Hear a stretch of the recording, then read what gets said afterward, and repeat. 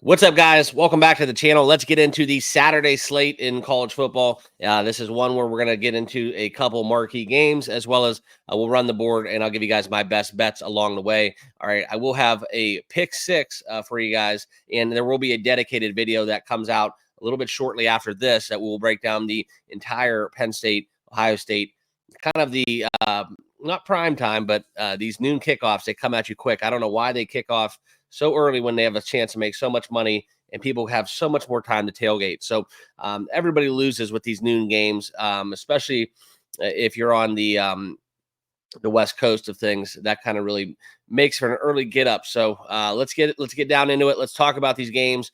It's kind of a weird slate. I'm not going to lie to you guys. It's one where there's a lot of things that jump off at the page of me, but it's still where we're going to be hanging out in the ACC a little bit for these picks. And there's a lot of trendy dogs. So just at face value, there's a lot of things that do kind of rub me the wrong way.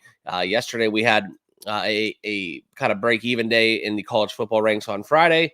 But we are up through the week of college football, which kind of divide that into two different segments, right?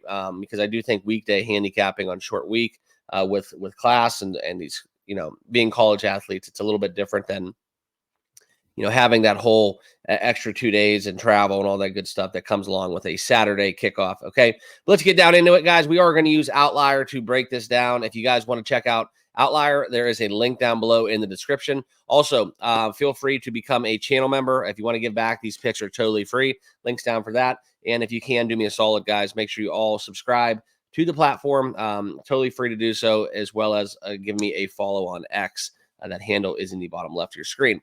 Okay, so let's get into it. Like I said, guys, I do have a pick six, and then we will show you those plays at the end. But let's get down into it. Okay, that first game that we're going to dive into that we have a play in, okay, is going to be the Ohio State-Penn State game. And I'm going to briefly touch on this because, quite frankly, we're going to, like I said, we're going to do a dedicated video where I'll break down this entire game. Just a couple little news and notes for this game, and we're going to leave out the numbers here. But I think this may be for each of these head coaches, respectively, their last time coaching, not just in this game, but for their respective schools. Okay, Penn State comes into the game undefeated, 7-0 and 4-0 in conference. And for those of you that do watch me and follow me a lot, you'll hear me kind of have this vendetta against the Big Ten. I just don't agree. Everybody knows I'm from Ohio. I'm not an Ohio State fan, full disclosure. I'm an objective sports gambler. So today I will be betting on the Buckeyes if I'm going to play that side. I just think that we do look into this. The best side for us to play right now, though, is the under 48.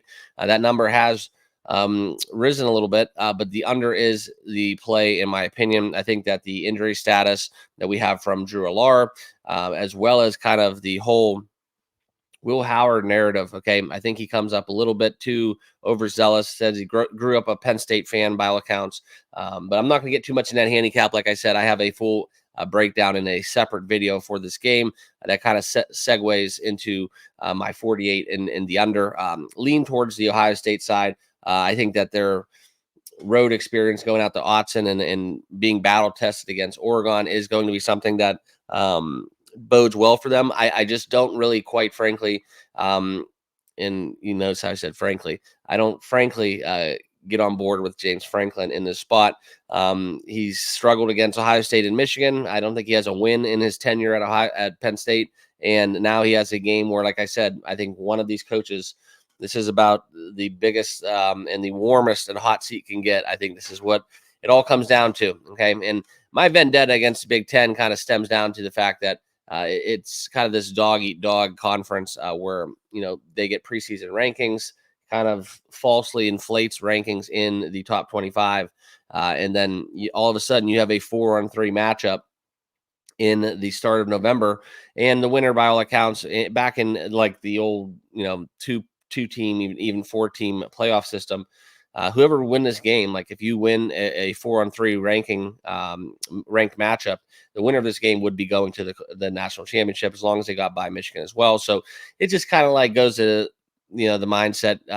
The schedules are just inflated, and I just don't agree with the way the Big Ten schedules it. It's very opportunistic for them, but I think it just stains college football, in my opinion. Okay, so we'll get into the next game here. This is where we're going to look into Ole Miss and Arkansas. This is a play where Arkansas is a trendy dog at home, plus 7.5. Another lean towards the under. If you guys want to talk football about Ole Miss, Lane Kiffin and that fast-paced offense that, you just think points, you think explosion. You have to really look this one up because you won't believe me, but the Ole Miss Rebels are 1-7 to the number when we're talking about the total. Okay. So this is where I do think that the market has overcorrected a little bit too much. So I would slightly lean towards the over in this 54. We have seen this kind of drop a little bit, but not so much where you can really pass it off. I think we see 52.5s now in that opening number at 54. If you can find a flat 52 in Ole Miss, Arkansas, I am not embarrassed to say I will have to buy low on that total. The numbers say you should. This is where I won't have an official play, but I do think that if this number, there's a lot of sharp movement towards the under here in this game, but I'm going to have to lay it's interesting, right? The number has moved down from 54, 55 from that opening spot down to 52, 52.5. But we do get a large percentage of the handle on the over. Okay. So not all money is created equal in sports gambling. And this is kind of where you have to really agree with the line movement. That's why I'm going to pass. Okay. Sometimes a win is a pass. But if you want to be on the sharper side, definitely that under, but 52.5 is really at that buy low spot for Lane Kiffin and his bunch. Okay.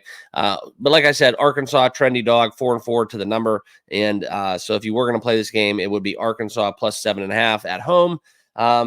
That scares me a little bit, just being honest. Arkansas in a trendy dog spot with the under 52.5 right now in the market. That would be my best bet. But like I said, that's where you lose all the value, 54 to 52. Okay. So that's what we're going to be doing with the Ole Miss in Arkansas spot. Next, we're going to pass on the MAC. No play on Toledo and Eastern. Faded Toledo last week against Bowling Green. Shout out to them winning the battle of I-75. And now we're going to get into a little military action here. So suiting up for action with that Air Force Army game.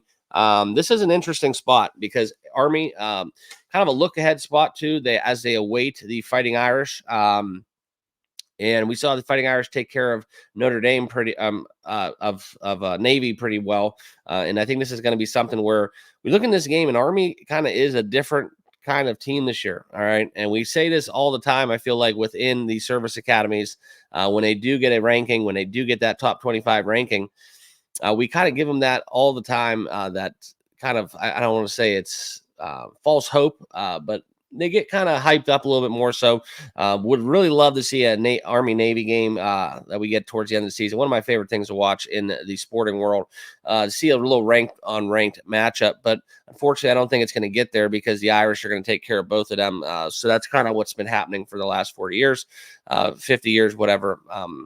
Hundreds of years. I actually think we're up to 100 years now for that Navy matchup.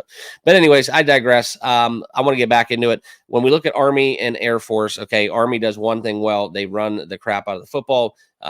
Air Force does not. Okay, and they really struggle to score points. Putting up 13 against Colorado State and losing. This is a very, very bad Air Force team. Okay, 1-6 on the season, 0-4 in conference. And the biggest thing going for Air Force right now is the fact that they have a 23.5 point spread with a total set at 41.5. So do the math in your head, guys. If you don't know what I'm talking about, just figure this out and project a score for this game. Okay, so if we do get a projection where you cover this and you do get a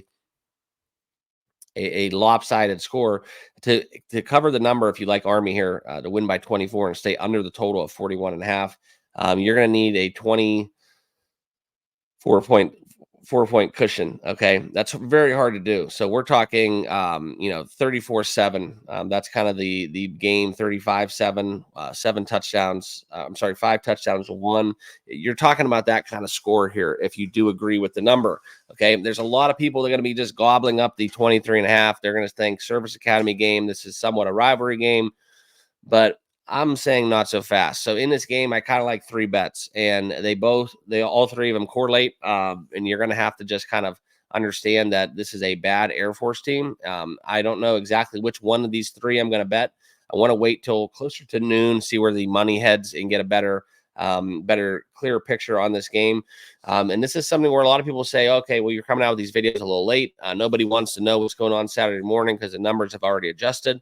I want to see how this number moves. So this is a game that I wanted to wait on from the inception of the opening numbers. And this is where I'm going to look into the Army 21.5.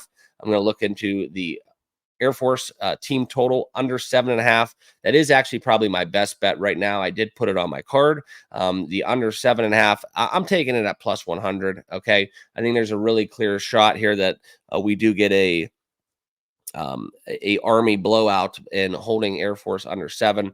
I think that's just where my numbers are at, but I'm not willing to lay the 24 necessarily. So I want to see where these numbers head. But the under with the Air Force team total 7.5, that is kind of the bet I'm going to lean into. I see some value in taking that, and that's going to be my best bet for this game. But next, I would lean towards taking the under. The under for the full game and Army. If we can get that closer to a 21, this actually may be a good same game teaser opportunity for me. If you can get the worst of it and take the, it's going to be really hard not to take Air Force up in a teaser. Right now, the best number available is 23.5. But if you could have got a 21, you could really play around with this small condensed window. Okay. That's just kind of how I view it. You guys, let me know in your comments. So how would you bet this game? My personal thoughts is the Army, Air Force, go Air Force team total under. But there's a lot of same game teaser opportunities because, like I said, there's very little room for Air Force.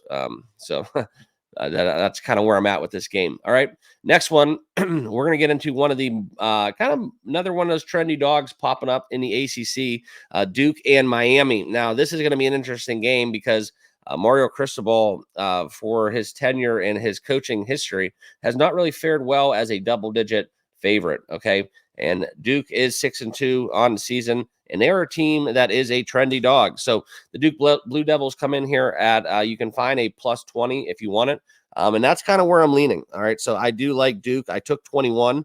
So I got a 3 touchdown cushion on Duke with the Duke Blue Devils. Just a value play for me. I know that Duke has kind of fallen like a rock. They haven't really played well recently, but this is something where I think that Miami may be looking ahead a little bit. And I think that the problem here is Duke scoring points. Okay. Offensively, Duke is just atrocious. So that's the only thing that gives me pause here. But Duke does play good on defense. So if we do get kind of like a muck it up game, like I like to call it, like we saw with the past matchup for the Hurricanes as 36-14 against Florida State. Okay. And Duke plays way better defense than Florida State. So my handicap here and where it lies within this is if Duke can manage to score a little bit more than that god awful offense down there in Tallahassee, then I do like the fact that we're going to cover this number here with Duke. Although that was landing on a 20, we do get 21 if you did follow me a little bit earlier, where I am going to be taking Duke with that the plus 21. Also, a little bit of a favor to the under. I don't see too much margin of error for that, but if I had to bet this game, I would go bet the total in this game. It would be towards the under. Like I said, I think Duke's defense shows up, and this is kind of where you look at Miami's offense. Despite having good numbers, I'm not fully ready there to give them the crown. Because they don't play a lick of defense. Okay. Look at some of the spots against Virginia Tech, Cal, Louisville, all one-score games that got up and above 70 points. Okay. So you can really look into that in terms of and why you would bet the over. But I think this is a little sharper play on Duke's defense and taking the under with the Blue Devils getting the points. Trendy dog, but hey, we're along for the ride. One of my best bets of the day. Okay. Next game we're going to get into, we're going to stay away from Illinois, Minnesota. This is where I don't know how actually good Illinois is or how bad Michigan is. So we're not going to really touch this game. Just a field goal number here. Very hard not to take the +3 with Illinois at home. But this is a pass for me. Okay. One of the games I do like a lot is Old Dominion -2.5. Maybe a little bit of an overreaction to what we saw last week. But for Old Dominion, in my money, that would be where I would be at -2.5 at -115. That would be a best bet for me if you guys are into kind of teasers or anything kind of like that. You shouldn't tease college football, but going across to 0 is another no-no, but I do like this in this spot in case Appalachia State at home. You get a little bit of a sneaky victory. I'm not a big fan of App State this year. They've had a lot of letdown spots, so I do like Old Dominion quite a bit in this matchup. Okay. Next, this is going to be a game where we will have an official play-in. This is Florida, Georgia. The total set at 51.5. We get the Gators here getting 14.5 and potentially Billy Napier's last game in Gainesville. Okay. But this is a spot where I don't really agree with the line movement. This number was really, really cast up a little bit. We had this open at a 22-point number over the summer and has since been bought down to 15. I think Georgia, for my money, is the best team in the country. I think that, like a lot of teams this year, the parity in college football is pretty thick. And the reason why I say that is because I think you know who the best teams are, but they haven't showed on a consistent basis. So we get in a playoff format where buys are going to be very scarce and kind of, a requirement to advance, I think, because you're going to get a lot of weird matchups. And it's going to be fun to see how that 12-team format shakes out, especially with the, the possibility of some teams that never had a shot have a shot. And I think that's what I'm most looking forward to. However, I think a lot of the pundits of this 12-team playoff format are going to see the results where a lot of these teams come in and get the absolute brakes blown off because the way they have the first round bye is what I don't agree with. Okay. You win your power four, top 4 conferences, you win those conference championships, you get that bye. That's no dice for me. Okay. That's no dice for me because you're going to get a team potentially that slides in there, such as an Iowa State, where you got 5 teams that are just sharks that are just waiting to, they're hungry at that time of year. And, they're going to absolutely run rampant on a team like Boise State, which would be an utter embarrassment. And I'm stock up on Boise State. That was a bad example, but you know what I'm trying to say, because I think there's a lot of teams that are going to get in, potentially like a Navy, okay? And it's something where our Army, after, what happened with the Navy loss to Notre Dame, but you get the message. There's going to be some teams that slide in that have no business being there. And the way that the buys are set up, that first round is going to be kind of ugly, in my personal opinion. Okay. But for this game, we are going to go on the side of the bigger handle. I don't understand the number or the movement. I think Georgia at home, even though this game I think is being played in Jacksonville, as always, for the world's largest tailgate or cocktail party.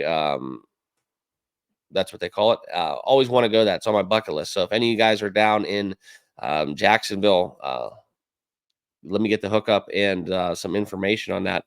Definitely going to do that. It's on my bucket list for college football. Been to a lot of stadiums, and that one haven't done yet. So we are going to talk about this, though, for Georgia in terms of their team total. Okay. I think this is something where we look at Georgia 6-1 against the spread. And this is where Florida, they really, I guess they showed out, but I think this is something where they scored a little bit more than I would have ever have thought against Kentucky. And this might be an overreaction to that outcome. Kentucky is a team that I like defensively, but giving up 48 points to Florida, that's no dice for me. That's something a little fishy going on. All right. So I'm going to stay away from the absolute minus 14.5. I'm not going to lay it here with Georgia, but I do think if Florida figured out how to, I don't know if they brought back Spurrier or what they did, or maybe Tebow's in the locker room, God knows, but we have points in Florida. Okay. And that's where I really trust the Georgia defense. This is a rivalry game. By all accounts, Kirby Smart, former player, just absolutely, I think if you watch his press conferences, you'll understand the thought and sentiment against Florida. But I think this is one where Georgia gets it up there, okay? And what Georgia was able to do, we're talking about, the fact that Texas, they put up 30 points on that defense. We look at some of the common opponents. I don't know. This is just where I'm at. We look at better defenses where Georgia has no problem putting up 30 points. The Kentucky game as a common opponent is the really only thing that gives me pause. But I think that's kind of a look-ahead spot as Georgia was gaming for Bama. And I think that's where we're going to get a very bad number here, 14.5. I don't agree with it. For me, my money, it's going to be Georgia. If we hit 14 in the market, that's going to be one of my best bets of the day. Stronger plays and I probably will have that in. I know you're not supposed to tease college football, but if you can get a 14 and take Georgia down to 7, that's one of my favorite plays on the college football odds board. Okay. But for me and my money, we're going to be taking the Georgia team total. Okay. I think that's where you can find it now dropping. Hey, Florida's taking a lot of money, so I'm going to go on the opposite side, taking that Georgia over 33.5. Hey, I think this is probably one of my favorite bets of the day. If you can score 30 against Texas and put up, 30 plus against lackluster teams, and then you get a Florida team that by all accounts can't play a lick of defense, albeit they did win 48-20 against Kentucky. I think this is a spot where Georgia just really comes out, and who cares if Florida finds a way to score 20 points. I just think that Georgia's going to come out and absolutely drive the nail into the coffin of Florida's season. So I'm really big on this one. One of my favorite bets of the day is taking Georgia. And that's how I feel about it. So next game we're going to get into, we do have a couple plays left to break down. We are going to look into the Oregon-Michigan game. I'll touch upon that just ever so briefly. I'm staying away from this, guys. They're in the big house. This is a tough, eventually this is going to have to hit the pavement for me. Okay. I just don't agree with this whole Big Ten conference realignment thing. There's so much West-East travel for these schools. And now, Oregon had the luxury of playing at home against Ohio State. Now goes on the road a couple weeks later and plays Michigan. I know Michigan's a horrible team. I don't have to sit here and convince you guys that, unless you're, delusional in the sense that you believe in the Wolverines here. Somehow they're going to be the only three-team participant in the 12-team playoff, 3-loss, I should say, participant. It's not going to happen. They're going to wave the white flag. This is where you start seeing that they just call a spade a spade. They just don't have the roster they had in the last couple of years. All right. And we're going to leave it at that. And you got to be objective about these things. There's a lot of delusional fan bases out there. And I think Michigan, for my money, is one of those. And I'm not a Buckeye fan. So I just try to keep it 100, but that's where I'm at. Okay. So in this game, it's really hard not to lay the 14.5 with Oregon. I just think that Michigan can muck it up a little bit too much at home, that we might stay under the number. And I don't trust Michigan offensively, but this is where you look at Oregon and the total set at 44.5. I mean, if you think Oregon can cover a 14.5, you may as well just take the over 44.5. And that would be kind of how I'd approach the game. Okay. Because I don't think that Oregon's going to win this game, 17-3. All right. That's just not happening. So if they win this game 28-14, you're going to cover the number anyway. So for me, I think the value lies with 44, taking the over 44.5, because if Oregon is Oregon and Michigan is kind of shitty, they're going to crash a couple across the end zone. Michigan gets 10 to 17 points in this for my money. We saw Michigan play very strong offensive and kind of just a tough game, physical game against the likes of USC. I don't know if they have that much left in the tank, but for my money, if I was going to bet this, I would just take the over 44.5. Leaves the door open for a lot of things good to happen, and it really takes Michigan out of the handicap. All right. Hoosiers and Michigan State, another trendy dog we're going to talk about in the Big Ten. 7.5, Michigan State at home. They're begging you to take the Spartans here. Okay. So I just don't get there with that. I'm not betting against Kirk Cignetti for Indiana. It's going to be probably the marquee game if Ohio State gets through this one against Penn State, and then you get that you get that Indiana-Ohio State matchup. Hopefully, I think we do. I'm not sure 100%. I'm pretty close to being 100% sure on that. But if we do get it, that's going to be awesome because he talks for all this trash he talks, he backs it up. Okay. And they're doing that without their starting original quarterback. And more so for me, guys, in this handicap, as we look into this, you're seeing, like I said, you're starting to see a lot of that trendy dog. So 23% of the handle on Michigan State plus 7.5. This number has not really budged a bit. Okay. And this is one where I would have expected it to open at 9.5 and get bet down to 7.5. So a little bit of respect for the Spartans here. Okay. So if you were going to be on this side, it's really hard to play this game, to be honest. It's a pass for me. You fall into that narrative. You like Kirk Cignetti. He's won every game by double digits, and you have a Hoosiers team that's not yet used to being Hoosiers and winning outside of the hardwood. So getting on the football field here at 7-1 against the number, playing a Michigan State Spartans team that's a little bit of a scrappy bunch. 24-17 against Michigan. They played Iowa tough down the stretch, 31-10 against Oregon. They struggle to score points against good defenses, but for me, I think this is just something where I think Michigan State might keep this one a little bit too close to the vest to not cover that 7.5, despite Indiana and the other side of that narrative. Okay, they have won every single game by double digits, in my opinion. So, or if my memory serves me correctly, which it does. So, winning by double digits and covering outright, it's very hard not to back the Hoosiers. I probably will end up playing them in one of my little lottery teasers that I do, just where I kind of just bet the board for a small little chunk of money, and it's like I call it lottery tickets. But that's where I like the Hoosiers here. It's going to be very, very popular money line play. And it is college football, so do not be surprised if we get a little kind of something weird goes down at East Lansing. Okay, that's where I'm at for that game. And next, we're going to talk about one of my next plays. And we do have a couple more on the board, 2 to be exact. Okay, and this will be the North Carolina Florida State game. One of my favorite plays of the day. I'm taking the Tar Heels. Florida State is that bad. Okay, Tar Heels -2.5. Probably one of my best bets, favorite bets of the day. I trust North Carolina in this spot. This is where you were able to see them take care of business. They're putting up 41 points, 34 points. Okay, 24 points against Pitt, losing 34-24. This is a team. They put up 50 points against James Madison too. I know that sounds hilarious, and there were some quarterback differences, but with injuries. But this is a underrepresented North Carolina team, 4-4 on the season. But I think that they should get a little more credit in the market, and that's kind of why you're seeing them right here, coming to this game on the road, 2.5-point favorites. Okay, Tallahassee is not an easy place to play at, but I'd be shocked that there's actually fans, in full effect for this game. So for me, guys, this is where I'm going to be all over the Tar Heels in this spot, -2.5, one of my best bets. Check out the numbers too. The Florida State side of the argument, it's as bad as you think. And this is kind of where we look into North Carolina really just being able to move and score more points in Florida State. And that's just kind of where I'm at. So this is Tar Heels all the way on the road. All right. And next game we're going to get into, this is a very, very, very, very good matchup, and one that I think is deserving of this primetime allotment. Now we're going to get into the Pittsburgh Panthers and SMU Mustangs game. For me, guys, this is where it's another trendy dog. We got Pitt +7.5 on the road playing SMU. I really do love what Pitt brings to the table. This season has been nothing short but kind of surprising, fantastic, whatever.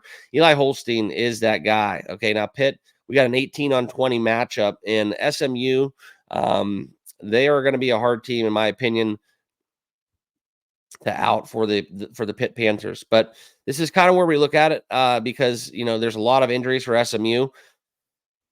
And this is another one of them spots where it's very hard not to tease Pittsburgh up. But for my money, I'm in love with the over here in this game. I think we get into the 60s pretty fairly easy. So I'm going to take the over 56, and that'll be my best bet for this matchup. Okay, if we look into kind of some of the public handle, and we're going to see where we're at. The over is taking a vast majority of the money, not the bets. Okay, and we do see more of the handle on SMU. I think SMU is the sharper side. Also, not opposed a little Pitt money line +240. That's kind of where I agree with the numbers if you were going to bet it. But that's kind of what happens when you get the betting splits the way they are. They don't really tell the full story because you're going to have a lot more money on the spread, and less of the people are going to be laying a -275 in terms of a money line. So the money line dog will always have more money more times than not. Okay, and if they don't, that's when you really got to pay attention to the betting splits. But like I said, guys, this is something where you have injuries in both these for both of these teams at the quarterback position. I think that Eli Holstein's ready to go. So it does give me a reason to like Pittsburgh, but I think SMU can score with anyone. I think that SMU might have a very strong shot with this win to get into the playoff. And Pittsburgh right now on the road, I don't trust them full well. So I would probably make the argument for SMU in this spot. If I did have to play this, though, Really enticed to play a same game teaser here, taking Pittsburgh plus 14.5, and you do get the likes of a 49 for a total. And I think that's kind of what we see. If we get Pittsburgh cover the number, you get an over. And if you get SMU to cover the number, I think you still get an over. So that's why my best bet for this matchup is the over 56. Like I said, I think both of these teams get into the 60s. Very fast, very high octane offenses. Holstein's in, and I think that was already kind of priced into the number personally, but I think that you will get a lot of points in this game, very similar to what we saw in the Pittsburgh West Virginia matchup. I think it's that similar style of play. I think we go over the total here, and that will be my last best bet for this college football slate here on this lovely Saturday. So hope you guys are all doing well. As always, guys, welcome to the channel. I'm Mark, and this is TBM Sports. If you have not done so, please give me a follow on X, subscribe down below. And if you want to get back to the channel, become a channel member, there is a link down in the description to do so here on YouTube. And also, we'll be talking to you guys live on the Discord.